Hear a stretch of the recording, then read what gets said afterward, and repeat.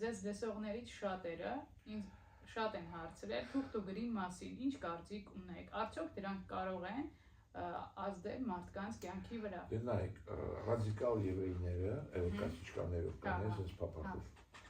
իրանք վարսավերանցում իրանց մազերի չեն տալ։ Ինչու համար։ Որովհետև ԴՆԹ-ն մազի մեջ կա։ Ու ամերիկանցիք են էքսպերիմենտ աղել 92 թիվում անցյալ դարում։ Բռնել են եղունգները, մազը և մազոկը լեզվից։ Ու 400-500 կիլոմետր հեռացրել են այդ մարդուց։ Դեղել են վսոկաչուտվիցիոնի դատчикներ դրել և իրան ուղղի վրա են դրել այդ աղջկան։ Ու ցույց են տվել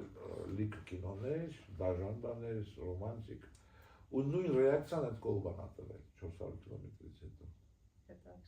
Բացի եվրեյները 8000 տարի առաջ որտեղից են իմացել, որ դա ճիշտ է, ԴՆԹ-ն միշտ խոսում է, հասկանում եք։ Ու դրամաշ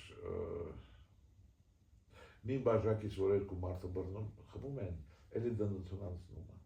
Եթե այդ մարդը անհաջող է, այդ նույն բաժակից խմում ես, կարող է քեզ վրա ազդել, կամ պաչիկը։ Անհաջող մարդը թույլ ես տալիս ինքը պաչ իրան դուք մնում է։ Իրան ԴՆԹ-ն սկսում է վարակել իրան ինֆորմացիայով մեր ԴՆԹ-ին։ Դրա համար եթե պաչում եք, հաջող մարդու պաչեք, կամ թող ինքը ձեզ պաչի։